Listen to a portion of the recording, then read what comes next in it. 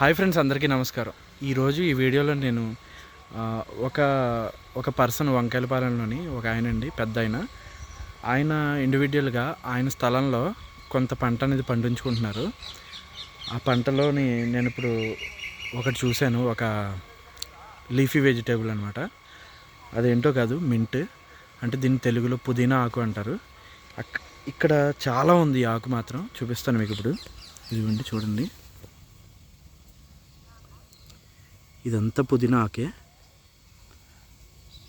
చూసారా, మింట్ ఇది, దీన్ని మింట్ అంటారనమాట. ఇదిగోండి, ఇదంతా కూడా అదే. చూడండి,